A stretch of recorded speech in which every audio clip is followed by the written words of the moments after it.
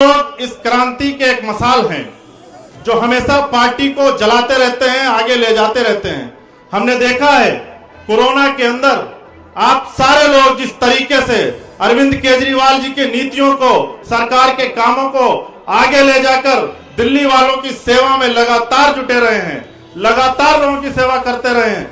मुझे लगता है कि हम सब सारे लोग इसी तरीके से आगे भी काम करते रहेंगे। दोस्तों, आज बहुत ही खास मकसद के लिए आप सबको यहां बुलाया गया है। आज से दिल्ली के अंदर एमसीडी में जो भ्रष्ट भारतीय जनता पार्टी पिछले 15 सालों से दिल्ली वासियों का खून चूस रही है, उसको उखाड़ फेंकने का दिन आ गया है। और आज हम लोग इस आम आदमी पार्टी के दफ्तर से ये ऐलान करते हैं कि आने वाला चुनाव एमसीडी का भारतीय जनता पार्टी को बाहर जाना होगा और आम आदमी पार्टी की सरकार बनेगी। तो एक बार मैं मंच से गुजारिश करूंगा कि हमारे इन क्रांतिकारी साथियों के लिए जोरदार ताली मंच से बजनी चाहिए। हमेशा हम लोग ताली बजाते हैं मंच के लिए, और आप लोग भी अपने लिए एक बार जोरदार ताली बजाइए। भारत माता की, भारत माता की, इनकलाब, इनकलाब, इनकलाब। आम आदमी, आम आदमी, आम आदमी। पिछले कई महीनों से दिल्ली के अंदर प्रदूषण के खिलाफ जंग लड़ रहे दिल्ली सरकार के कैबिनेट मंत्री और आम आदमी पार्टी दिल्ली के प्रदेश संयोजक आदरणीय गोपाल राय जी हमारे साथ मौजूद हैं। मैं उनसे निवेदन करूंगा कि हम सबको संबोधित करें और आगे की रूपरेखा के बारे में हम सबको बताएं। आदरणीय गोपाल राय जी, जोरदार तालियों से स्वागत करिए।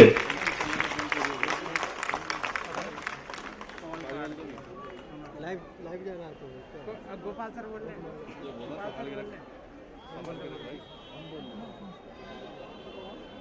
हैं। एमसीडी में बदलाव के लिए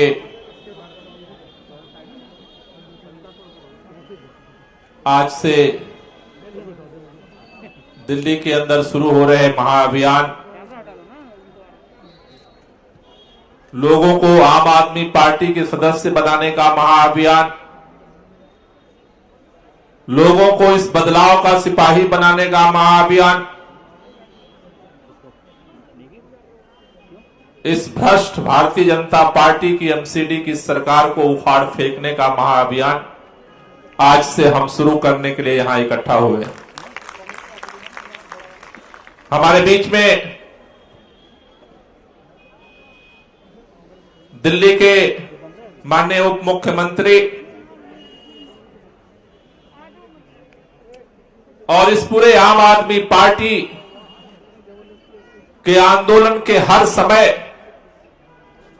24 घंटे अपना तन मन धन समर्पित करने वाले हमारे बीच में दिल्ली के अंदर शिक्षा क्रांति के जनक भाई मनीष सिसोदिया जी मौजूद हैं।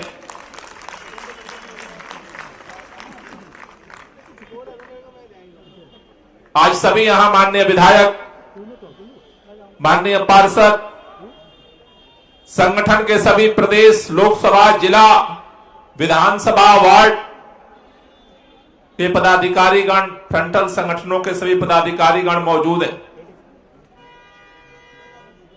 पूरे प्रदेश से लगातार फोन आ रहा है कि मंडल अध्यक्षों को यहां क्यों नहीं बुलाया गया, केवल वार्ड वाले और विधानसभा वालों को ही क्यों बुलाया गया है। मैं उन सभी मंडल अध्यक्षों से, मंडल के महामंत्रियों से, मंडल के सभी पदाधिकारियों से कहना चाहता हूं कि आज तो केवल सांकेतिक शुरुआत है। कल दिल्ली के अंदर, दिल्ली के सभी मंडलों पर बदलाव के इस सदस्यता महाअभियान की शुरुआत मंडल अध्यक्षों के नेतृत्व में होना है। इसलिए असली लड़ाई तो ग्राउंड पर आपको लड़ना है और कल से वो महाअभियान ग्राउंड पे दिल्ली के अंदर सभी के सभी मंडल अध्यक्षों के नेतृत्व में शुरू होना है और उसकी मोर्चेबंदी कल से आपको करनी है। इसलिए आप मजबूत तैयारी के साथ अपने अभियान को आगे बढ़ाएं। इसलिए आपको वहां की जिम्मेदारी के लिए आज यहां आमंत्रित नहीं किया गया। दोस्तों, दिल्ली के अंदर आप सब जानते हैं, दिल्ली के अंदर अरविंद केजरीवाल जी के नेतृत्व में आम आदमी पार्टी की सरकार जब बनी, पहली बार जब हम लोगों की 49 दिन की सरकार बनी, हमारे पास बहुमत नहीं था, लेकिन देश का पहला मुख्यमंत्री अरविंद केजरीवाल ने कहा कि हम जिस काम को करने के लिए आए हैं, अगर वो काम नहीं करने दिया जाएगा तो हमें ऐसी सरकार नहीं चाहिए, और सरकार को इस्तीफा देकर के जनता के बीच में आ खड़ा हुआ। दोबारा दिल्ली के लोगों ने 67 सीट देकर के सरकार बनाई। 5 साल दिल्ली के अंदर अरविंद केजरीवाल जी के नेतृत्व में आम आदमी पार्टी की सरकार ने काम किया। देश के अंदर पहली बार आजादी के बाद सरकार नहीं बनी, दिल्ली के अंदर भी पहली बार सरकार नहीं बनी। दिल्ली के अंदर भारतीय जनता पार्टी की भी सरकार रही, कांग्रेस पार्टी की भी सरकार रही। इस देश के अंदर भी अलग अलग पार्टियों की हुकूमतें बनती रही, बिगड़ती रही, लेकिन देश के अंदर पहली बार 5 साल की सरकार चलाने के बाद एक मुख्यमंत्री चौराहे पर खड़ा होकर के कहता है कि दिल्ली वालों, अगर हमने काम किया है तो वोट देना, वरना हमें वोट मत देना।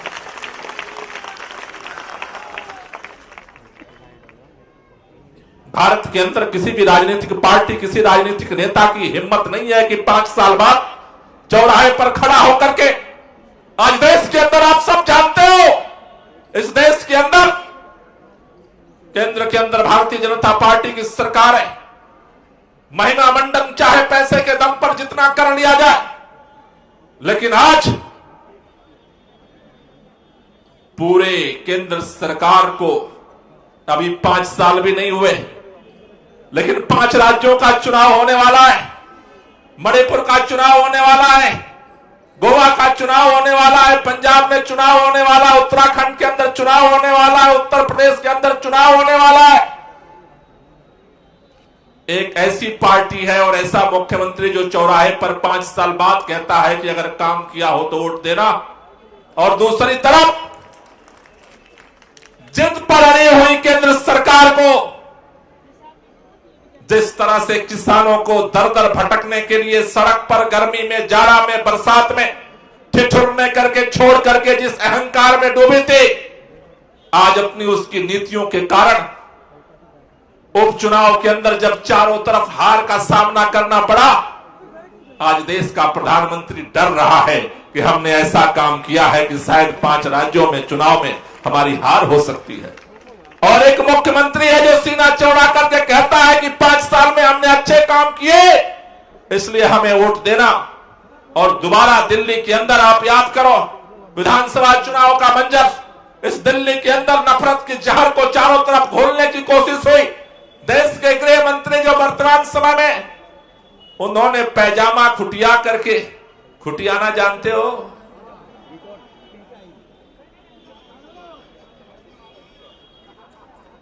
पैजामा उठा करके गली गली घूमते रहे। लेकिन मैं दिल्ली के मुख्यमंत्री और दिल्ली वालों को सलाम करना चाहता हूं कि दिल्ली वालों ने कहा कि दिल्ली वाले दिल वाले हैं, यहां मोहब्बत से राजनीति होती है, नफरत की राजनीति दिल्ली में नहीं चलने वाली। और 70 में से 62 सीट जिता करके दिल्ली के अंदर दोबारा सरकार बनाई। आप सब जानते हो, सरकार बनने के बाद दिल्ली के अंदर नहीं, पूरे दुनिया के अंदर कोरोना का कहर आया, लेकिन पहला मुख्यमंत्री है उस कोरोना संकट के दौरान जब लॉकडाउन हो गया था, व्यापार कारोबार ठप हो गया था, सरकार के अंदर टैक्स आना बंद हो गया था, तब भी उस मुख्यमंत्री को यही चिंता थी कि हमारे दिल्ली वालों का बिजली का बिल जो 0 है वो कहीं महंगा ना हो जाए। उसको इस बात की चिंता थी कि दिल्ली वालों को जो पानी मिलता है वो बंद ना हो जाए। उसको इस बात की चिंता थी कि महिलाओं को जो यात्रा फ्री है वो बंद ना हो जाए। हमारे दिल्ली के शिक्षा मंत्री नहीं, दिल्ली के वित्त मंत्री मनीष सिसोदिया आपके बीच में बैठे हैं, सरकार ने ऐसा प्रबंधन किया, पहली बार दिल्ली के अंदर 10 लाख लोगों का डेली भोजन बनता था उस कोरोना काल के दौरान लोगों को मदद करने के। दिल्ली के अंदर उस कोरोना के संकट की महामारी से दिल्ली वालों के साथ मिलकर के सरकार ने मुकाबला किया। आज आपने अखबार में पढ़ा होगा, कल माननीय मुख्यमंत्री जी ने ऐलान किया कि दिल्ली के अंदर महिलाओं की सुरक्षा के लिए जो सीसीटीवी कैमरे लगे थे बहुत सारे जगहों पर, वो बीच में कोरोना काल के दौरान उनके फिटिंग का, उनके काम करने में दिक्कतें आ रही थी, उनको ठीक करने के लिए और दोबारा जहां जहां बहुत सारे आपके वार्डों में लोग जाते थे तो कहते थे, हमारी बहनें कहती थी हमारी गली छूट गई, उसकी गली छूट गई, वो कोना छूट गया। अरविंद केजरीवाल को कल भी चिंता थी महिलाओं की सुरक्षा की, आज भी चिंता है। जहां जहां छूटा है कैमरा वहां लगाने का दोबारा ऐलान कर दिया अरविंद केजरीवाल ने, दोबारा कैमरा लगने जा रहा है। एक एक करके एक एक करके एक एक करके एक एक करके विपरीत परिस्थितियों में जिस तरह से एक घर का बेटा अपने परिवार की चिंता करता है, उसी तरह से दिल्ली के अंदर आप सबके आशीर्वाद से एक ऐसा मुख्यमंत्री, एक ऐसी सरकार है जो हर परिवार की चिंता करती है। कल दिल्ली के बुजुर्गों की इतने लंबे समय बाद, कोरोना काल के बाद कल तीर्थ यात्रा की पहली ट्रेन भी रवाना हो गई। बुजुर्गों का आशीर्वाद भी आपके साथ। लेकिन दिल्ली सरकार के अंदर हम इतने काम कर रहे हैं, लेकिन जो दिल्ली के बाहर से लोग आते हैं, दूसरे राज्यों से दिल्ली के अंदर आते हैं, दूसरे देशों से दिल्ली के अंदर आते हैं, दिल्ली के अंदर जब घूमते हैं और चारों तरफ, चाहे वो आप पूरब से घुस दिल्ली के अंदर प्रवेश करो, चाहे उत्तर से प्रवेश करो, चाहे पश्चिम से प्रवेश करो, 15 साल से दिल्ली के अंदर एमसीडी में भारतीय जनता पार्टी की सरकार है। भाजपा ने 15 साल में दिल्ली वालों को 2 तोहफा दिया, 2 गिफ्ट दिया। पहला गिफ्ट है दिल्ली को 3 पहाड़ दिया 15 साल में, पुणे का पहाड़ दिया 15 साल के अंदर। और दूसरा, हर गली के अंदर वसूली का धंधा शुरू किया गिफ्ट के अंदर। कहीं भी मकान बनाने के लिए, लिंटर बनाने के लिए आप ईंटा गिराओ, ईंटा खड़कता है, बाद में वसूली करने वाला पहुंच पहले जाता है। एमसीडी के अंदर 15 साल में कूड़े का पहाड़ और भ्रष्टाचार का अंबार, ये 2 गिफ्ट भारतीय जनता पार्टी ने दिल्ली वालों को दिया। इस बार, पिछली बार जब हम चुनाव लड़े, पहली बार चुनाव लड़ रहे थे एमसीडी का, नया नया चुनाव था, अनुभव नहीं था, सीख रहे थे। लेकिन हमने इस बात को सीखा है कि दिल्ली के अंदर अगर दिल्ली को चमकना है, दिल्ली को अगर खूबसूरत बनाना है, दिल्ली को अगर स्वस्थ बनाना है, दिल्ली को अगर आगे बढ़ाना है, उसके लिए जरूरी है दिल्ली की साफ सफाई।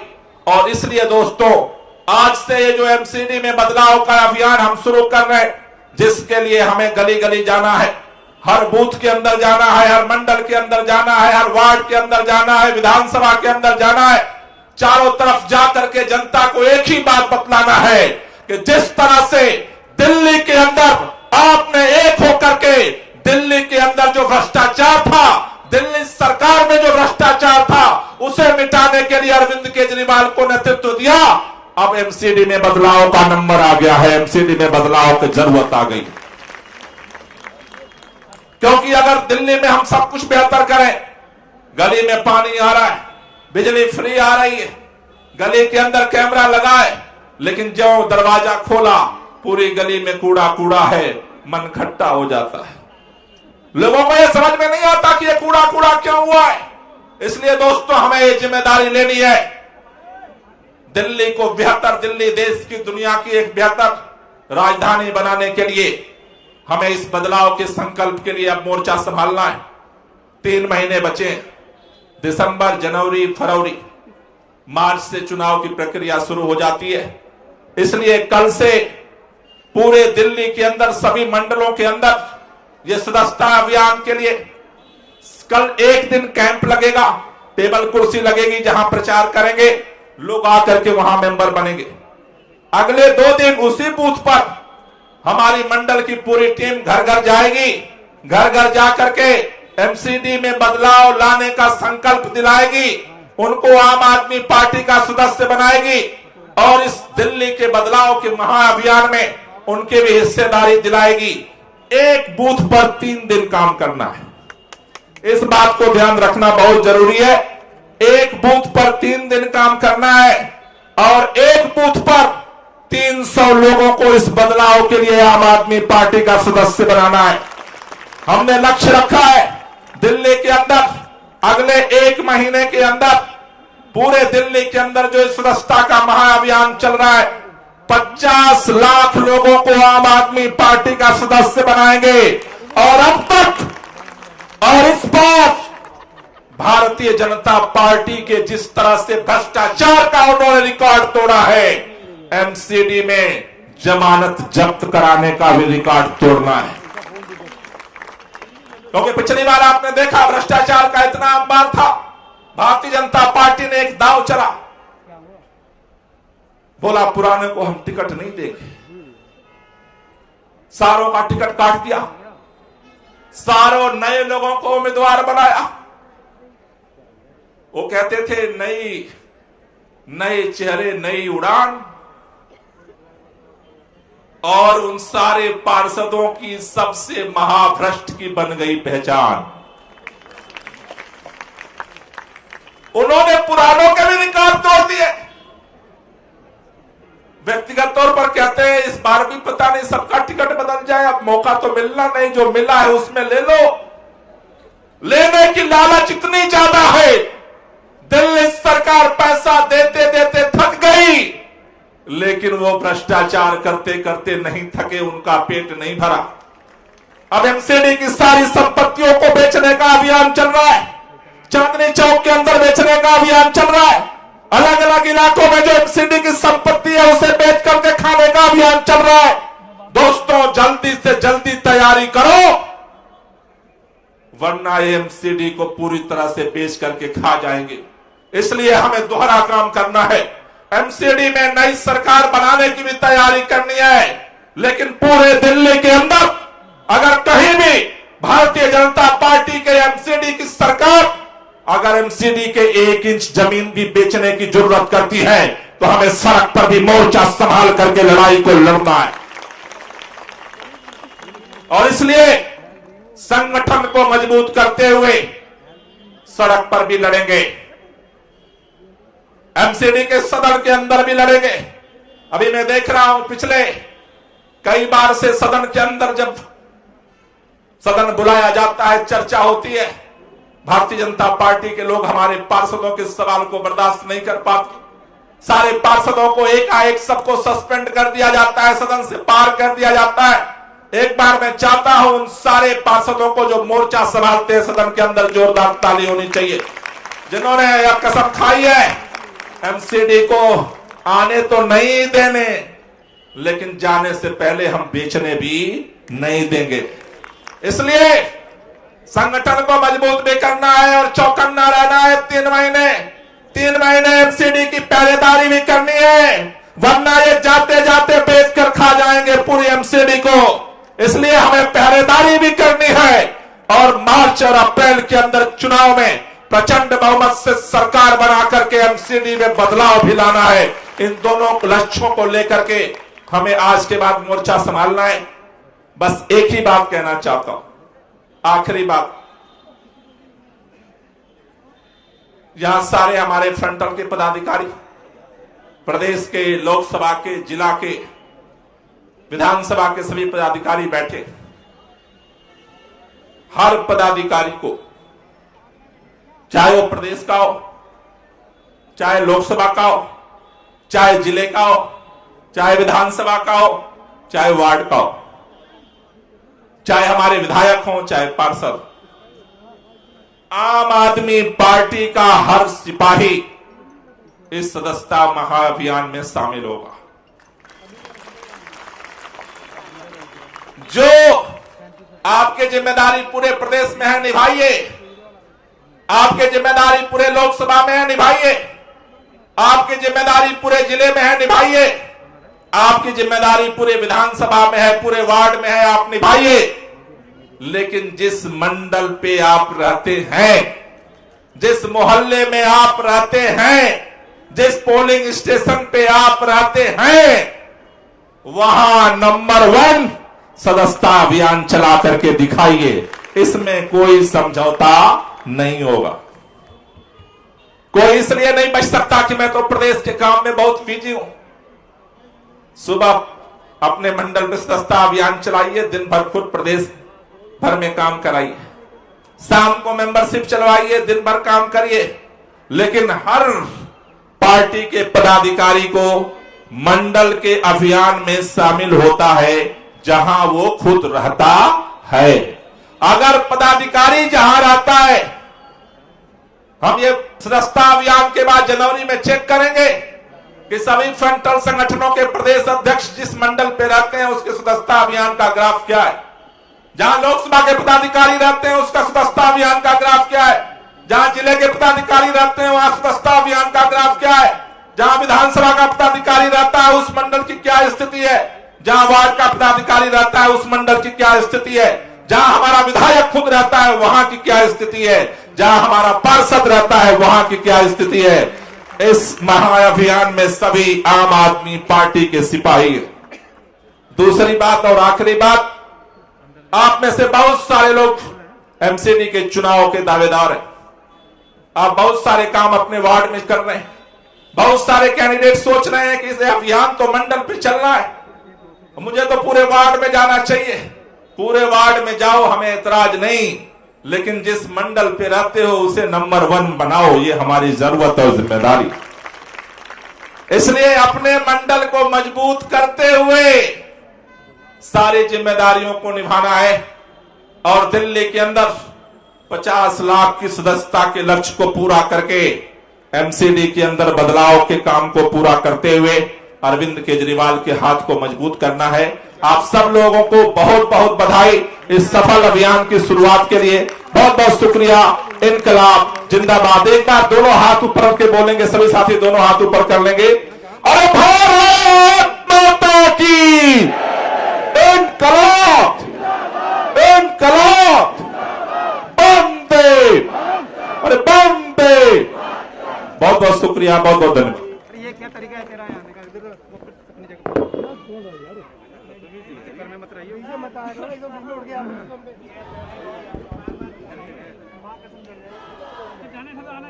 जिंदाबाद।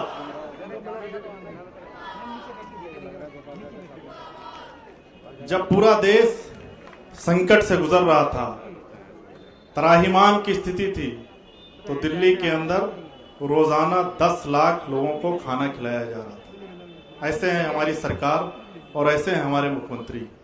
और मुझे याद है, मैं बहुत सारे चेहरों को जानता हूं। आप सारे लोग उस काम में सरकार की मदद कर रहे थे। जब लोग अपने घरों में थे तो आप लोग लोगों की सेवा में जुटे थे। मैं सलाम करना चाहता हूं दिल्ली सरकार के मुख्यमंत्री को और आप सबको कि आप सब ने हमेशा जब भी संकट आया देश पर, दिल्ली पर, आप सब ने बढ़ चढ़कर हिस्सा लिया है। साथियों, हमारे बीच में एक ऐसा शख्स मौजूद है जिसने न सिर्फ दिल्ली, न सिर्फ देश, बल्कि विश्व के पटल पर शिक्षा का डंका बजाया है।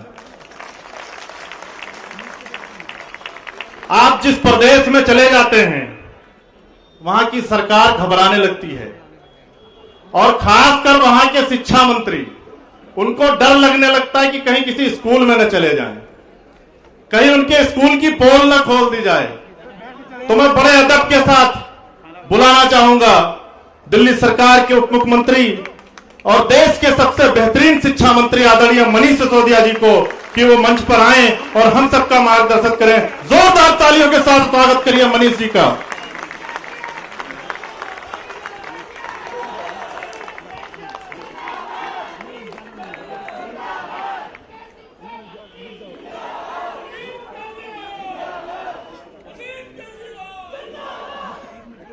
बहुत बहुत नमस्कार, सबको बहुत बहुत स्वागत है। आज बहुत दिन बाद यहाँ दफ्तर में थोड़ा लिमिटेड ही सही, नीचे तक सबको लाने की परमिशन नहीं दी गई थी, पर पूरे परिवार को देख के बड़ा अच्छा लग रहा है। पहले भी जब हम इकट्ठे हुए हैं हमेशा यही महसूस हुआ है कि जगह छोटी है। अब थोड़ा और बड़ा काम करना पड़ेगा बड़ी जगह के लिए।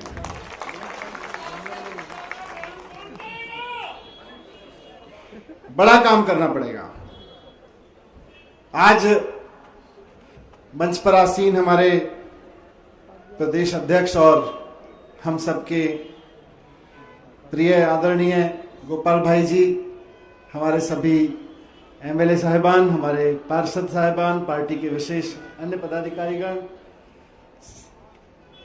और पार्टी के अपने अपने मंडलों में, बेसिकली वार्डों में पदाधिकारी, विधानसभा में पदाधिकारीगण, विभिन्न फ्रंटल्स के पदाधिकारीगण, आज सबको एक बड़ी जिम्मेदारी के लिए यहां बुलाया है।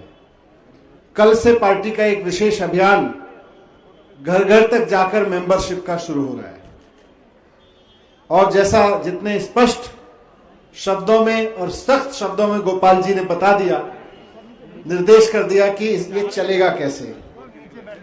ये चलेगा तो ऐसे ही कि कोई अपने आप को प्रदेश स्तर का नेता समझे या राष्ट्रीय स्तर का या जिला स्तर का या विधानसभा स्तर का टिकट का पक्का दावेदार समझे या उम्मीदवार समझे, पिछली बार का कंफर्म वाला हो या इस बार का सस्पेंशन वाला हो, जो अपने मंडल पे काम नहीं करेगा उसकी गिनती नेगेटिव में आनी है। आप दुनिया, जो गोपाल जी ने कहा बहुत अच्छी बात कही, बोले जहां काम करना है करो। आप प्रदेश स्तर पे काम कर रहे हो, आप उस काम में अगर कोताही करोगे तो आप वहां जवाब दोगे, लेकिन जहां आप रहते हो अगर उस मंडल पर काम नहीं करोगे तो इस पूरे मिशन में जवाब दोगे। तो बहुत अच्छे से एक एक आदमी ये मान के कि हमारे बिग ब्रदर देख रहे हैं, कोई ये ना सोचे कि नहीं नहीं मैं तो हाजिरी लगा के फोटो लगा के फेसबुक पे निकल जाऊंगा और अपने 3 लोग कर ही रहे हैं, फिर वो 3 लोग ही प्रेजेंट गिने जाएंगे, आप गिने नहीं जाओगे। गोपाल जी को, आदिल जी को, जो पूरी टीम इस मिशन पे लगी है, ऐसे हल्के में मत लेना कि एक व्हाट्सएप पे फोटो भेज दोगे और एक फेसबुक पे पोस्ट डाल दोगे और यहां बैठे लोग मान जाएंगे वाह जी वाह बहुत बढ़िया, देखो ये तो मंडल वाला अपने मंडल पे खड़ा था। मंडल पे क्या काम किया उससे पता चलेगा।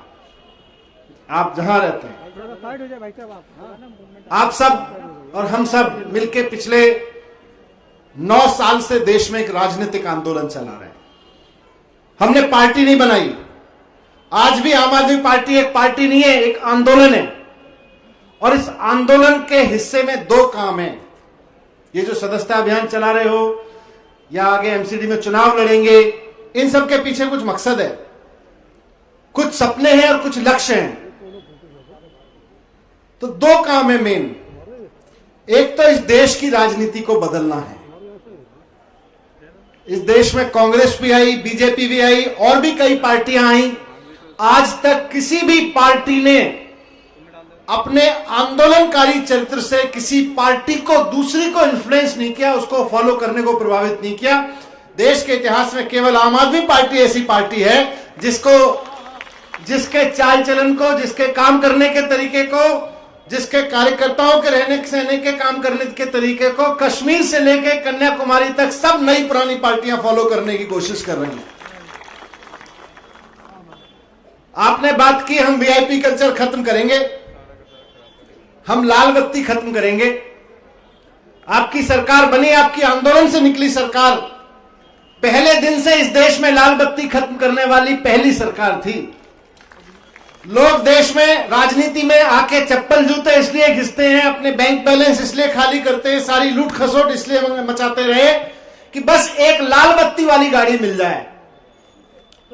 आप लोग जब वो राजनीति में आए बोले लाल बत्ती खत्म कर दो, लड़ाई खत्म हो जाएगी।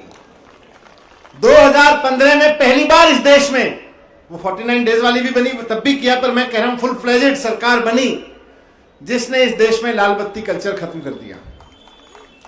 और जब देश में लाल बत्ती का कल्चर खत्म हुआ,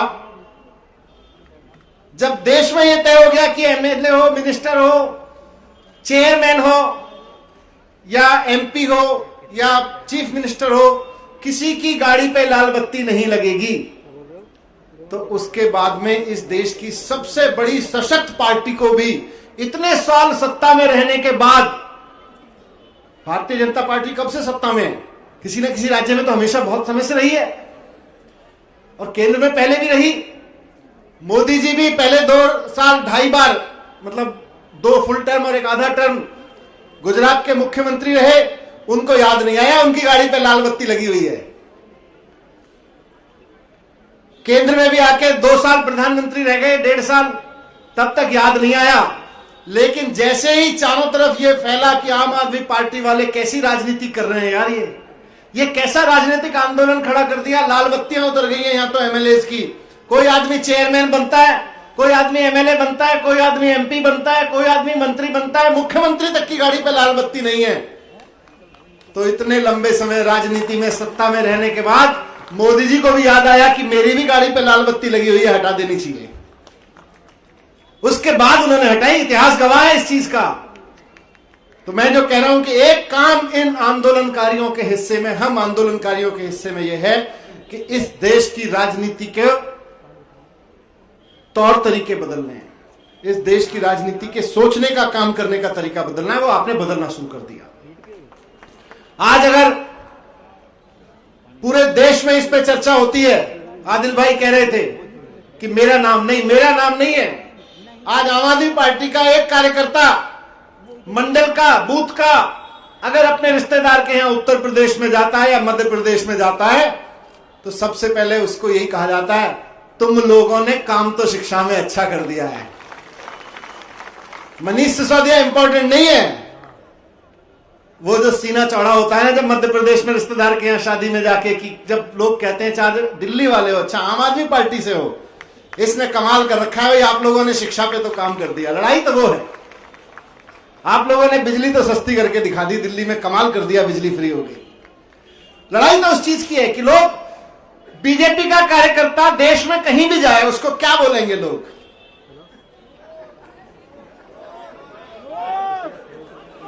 कुछ है?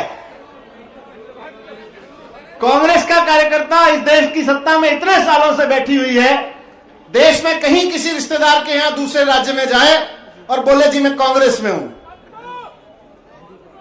उसको कोई अगला सवाल है लोगों के पास पूछने के लिए, बताने के लिए? देश में किसी के पास कांग्रेस के किसी कार्यकर्ता को, बीजेपी के किसी कार्यकर्ता को यह कहने के लिए है कि यार तुम लोगों की सरकार वहां पे ऐसा कर रही है, बड़ा अच्छा कर रही है? एक काम है ऐसा, आम आदमी पार्टी का कार्यकर्ता देश के किसी कोने में चला जाए, रास्ते में कहीं हाईवे के किनारे बैठ के गाड़ी में से उतर के चाय पीना शुरू कर दे, वहां पे खड़े हुए 4 लोगों को टोपी देख के या कहीं झंडा देख के या गाड़ी पे स्टिकर देख के या बातचीत से समझ में आ जाए आम आदमी पार्टी वाले हो क्या, दिल्ली से आए हो क्या? अरे भाई एजुकेशन पे तो आप लोगों ने काम किया, स्वास्थ्य तो गजब कर दिया, हेल्थ सिस्टम तो बहुत बढ़िया कर दिया केजरीवाल। सुनने को मिलता है कि नहीं मिलता? गए हो गए आप लोग। तो इस देश की राजनीति का डिस्कोर्स बदलना था पहला काम, और वो आपने करके दिखा दिया। और इस देश की राजनीति को मजबूर किया। सत्ता में हम एक जगह बैठे हैं, एक जगह विपक्ष में बैठे हैं, लेकिन इस देश की राजनीति को मजबूर कर दिया कि एजुकेशन पे बात करें, ईमानदारी की राजनीति पे बात करें। कर ना पाए वो अलग बात है। मुख्यमंत्री जी ने जब कहा कि हमें उत्तर प्रदेश का चुनाव लड़ना है, पंजाब का चुनाव लड़ना है, गोवा का चुनाव लड़ना है, उत्तराखंड का चुनाव लड़ना है, तो उत्तर प्रदेश की पूरी सरकार बिलबिला के बोल उठी, अरे लड़िए लड़िए, हमने तो बहुत अच्छा काम किया हुआ एजुकेशन में, आप आके देखिए तो सही। जब उन्होंने कहा आके देखिए तो सही, हमने कहा दिखाइए तो सही। अब जैसे ही हमने कहा दिखाइए तो सही, तो उनकी पार्टी के कार्यकर्ताओं ने नीचे से सलाह दे दी, उनको भागिए तो सही। भाग गए। चैलेंज देके कहा था कि बताओ, एक स्कूल बता दो, 5 स्कूल बता दो पूरे उत्तर प्रदेश में जिनको पिछले 5 साल में रिफॉर्म किया हो, और हम 1000 स्कूल बता रहे हैं अपने पूरी दिल्ली में जिनको हमने 5 साल में रिफॉर्म कर दिया। 5 साल में अगर दिल्ली में हो सकता है तो उत्तर प्रदेश में क्यों नहीं हो सका? वही बात उत्तराखंड में भी हुई। उत्तराखंड के उत्तर प्रदेश वालों ने तो पुलिस से घेर दिया, बोले आप जा ही नहीं सकते आगे। उत्तराखंड में गए, पूरी दुनिया ने देखा भाई कैसे उत्तर प्रदेश की राजधानी में खड़े होके दिल्ली के शिक्षा मंत्री को लखनऊ में स्कूल देखने से रोक दिया गया। बोले नहीं जाने देंगे, यहीं गिरफ्तार हो, यहीं डिटेन कर रखा है, नहीं जाने देंगे, कहीं वापस चले जाओ, नहीं तो। पूरी दुनिया ने देखा, खूब थूथू हुई। उनकी बीजेपी के कार्यकर्ताओं ने कहा हमारी सरकार की मती मारी गई है। उत्तराखंड में गया तो उत्तराखंड के मुख्यमंत्री जी ने थोड़ी सी समझदारी दिखाई, उत्तर प्रदेश से सबक लेते हुए उन्होंने रास्ते में नहीं रोका। मैंने कहा भाई उत्तराखंड के दबके मुख्यमंत्री त्रिवेंद्र सिंह रावत जी, उन्हीं की विधानसभा में मैंने कहा सरकारी स्कूल हो सकता है, पूरे उत्तर प्रदेश में, पूरे उत्तराखंड में अच्छे कर रखे हो, पर उत्तराखंड में तो किया ही, अपनी विधानसभा में तो किया ही होंगे। वहां गया, वहां हाईवे के किनारे ही स्कूल था, लोगों ने कहा जी ये रहा सरकारी स्कूल। मैंने गली में पूछा, बोले जी वो रहा। वहां जाके देखा तो वो भी सड़ा हुआ निकला। अब मैं पंजाब में गया, पंजाब में जैसे ही गए सीएम साहब के सामने बात रखी, वहां के लोगों ने साहब स्कूल पे बात रखनी है, तो तुरंत वहां से चन्नी जी बोले कांग्रेस की सरकार ने 5 साल में स्कूल बड़े शानदार कर दिए हैं, यहां बात करने की जरूरत नहीं है एजुकेशन पे। हमने कहा जी हो सकता है कर दिए हो, लाओ देख लेते हैं।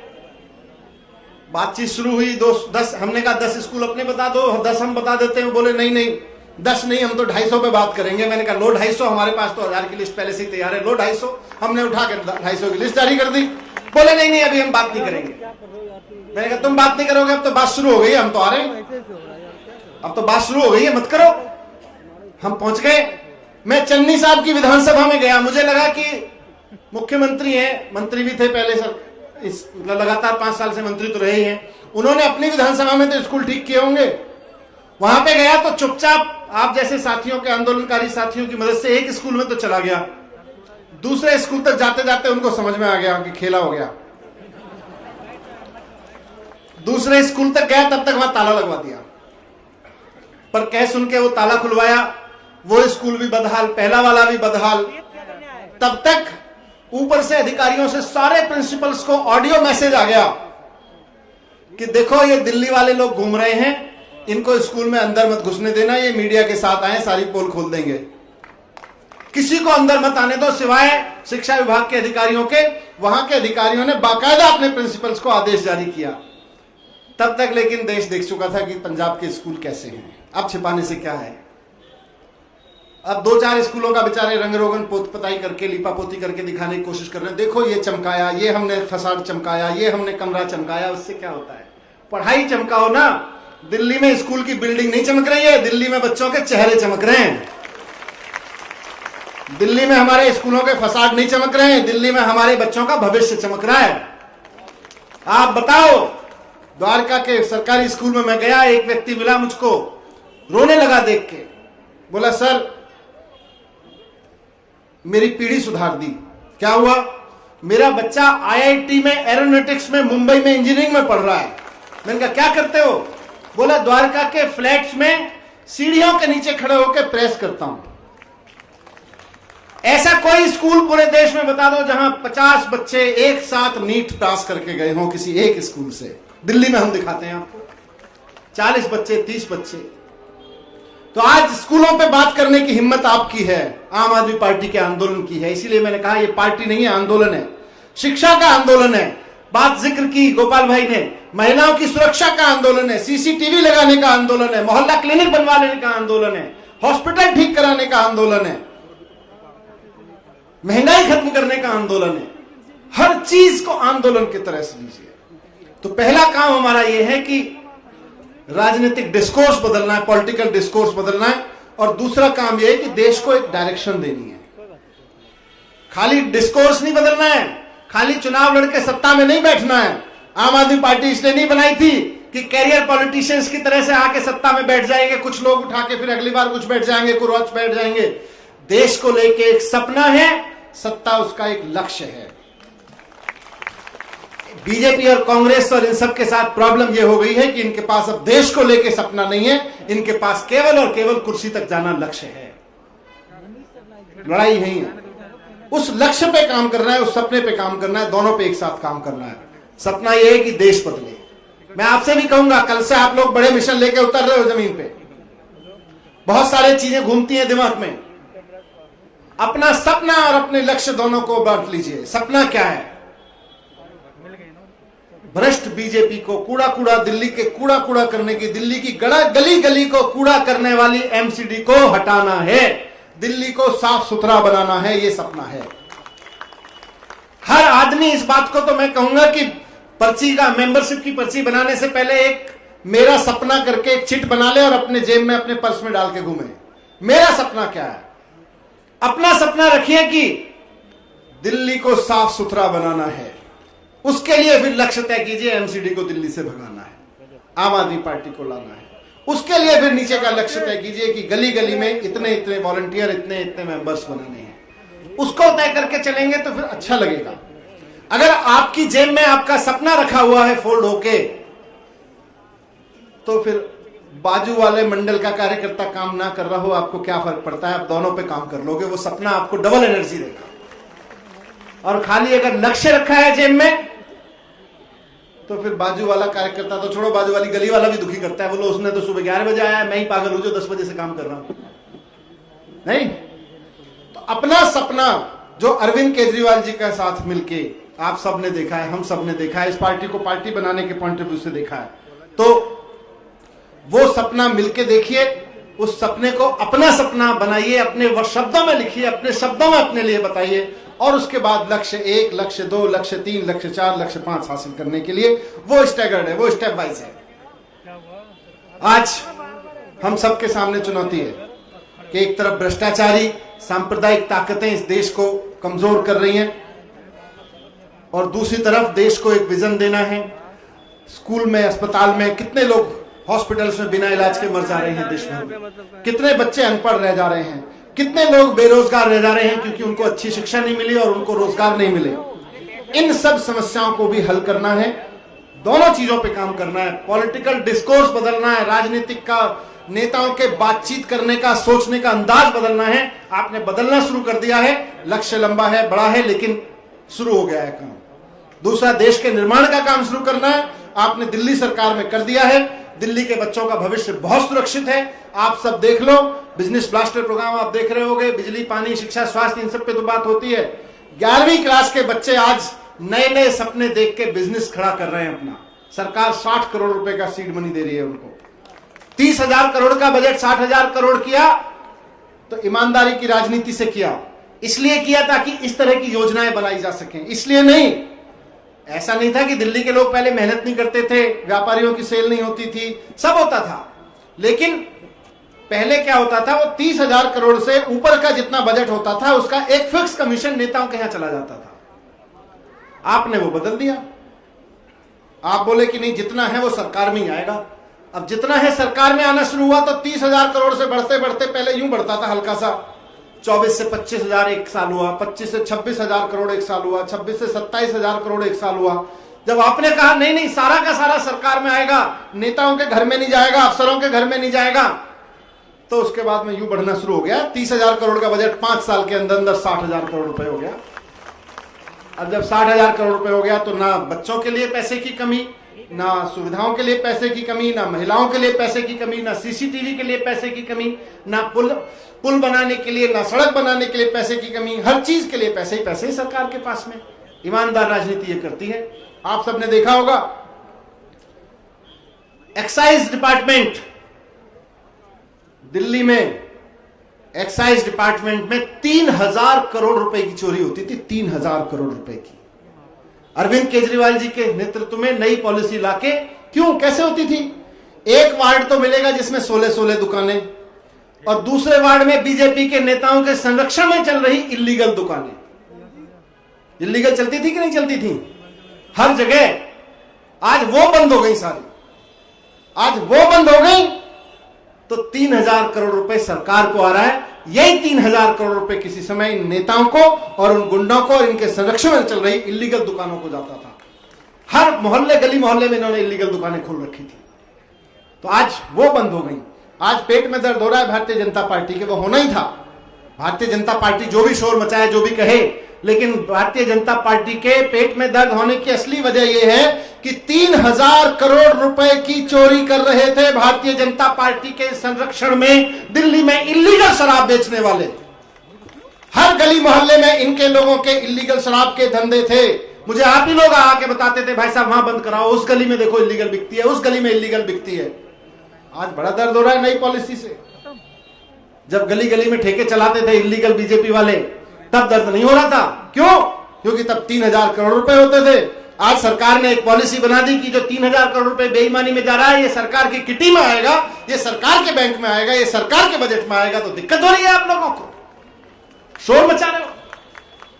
खूब मचाओ, लेकिन जनता ईमानदारी जानती है। फिर से कह रहा हूं, आम आदमी पार्टी नहीं है, एक आंदोलन है।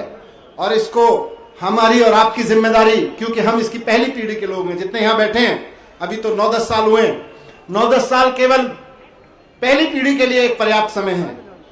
जब हम सब मिलके, मैं और आप, यहां बैठे लोग और यहां बैठे लोग, जब इसको अगली पीढ़ी को सौंप के जाएं, तो हमारे आपके ऊपर जहां एक तरफ जिम्मेदारी है कि हम नेशनल डिस्कोर्स बदलें पॉलिटिक्स का, सत्ता में जहां जहां बैठने का मौका मिले वहां देश के विजन के साथ मिलकर देश को आगे बढ़ाएं। तीसरी जिम्मेदारी हमारी और आपकी है कि आम आदमी पार्टी की अगली पीढ़ी को पार्टी ना देके जाएं, आंदोलन ही देके जाएं। इसको पार्टी टिपिकल राजनीतिक पार्टी नहीं बनने देना है, इसको आंदोलन ही रखना है। यह मेरी और आपकी जिम्मेदारी है, यहां बैठे हर व्यक्ति की जिम्मेदारी है कि कहीं ऐसा ना हो जाए कि हम अगली पीढ़ी को, नेताओं की अगली पीढ़ी निकलेगी।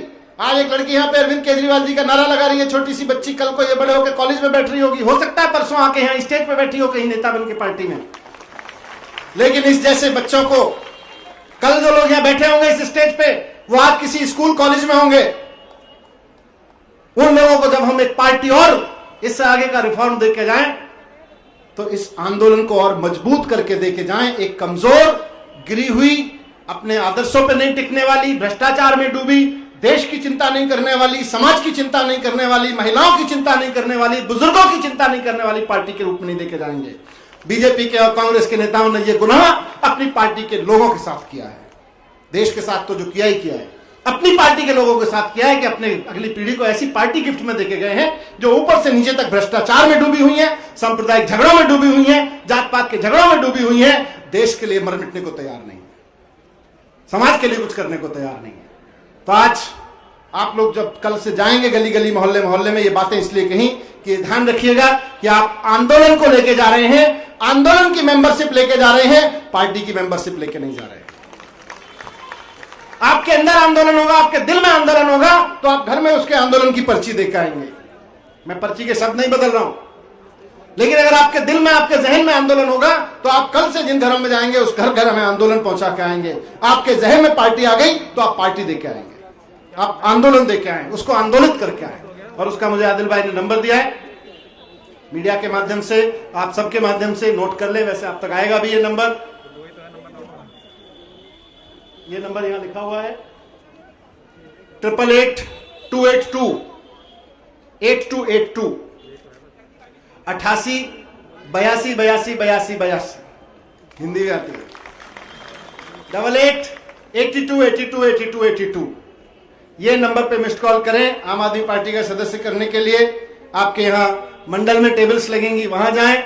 मैं दिल्ली के लोगों को कहना चाहता हूं कि आपके मंडल पे भी लोग आएंगे, इस नंबर पे मिस्ड कॉल कर सकते हैं जो पीछे लिखा है। आपके मंडल पे हमारे कार्यकर्ता आंदोलन से जोड़ने के लिए आपको मुहिम चलाएंगे, आपके घर पे आएंगे, अपने बूथ बूथ में। इस आंदोलन का दिल्ली वालों से मैं कहना चाहता हूं, हिस्सा बनिए। आपको भी गर्व होगा कि आप आने वाली पीढ़ी को एक ऐसी पार्टी, एक ऐसा आंदोलन देके गए जिसने दिल्ली नहीं, देश की राजनीतिक दिशा और दशा, सोचने का तरीका, राजनीति करने का तरीका, सरकार चलाने का तरीका बदला। बहुत बहुत धन्यवाद। इंकलाब, इंकलाब, बहुत बहुत धन्यवाद।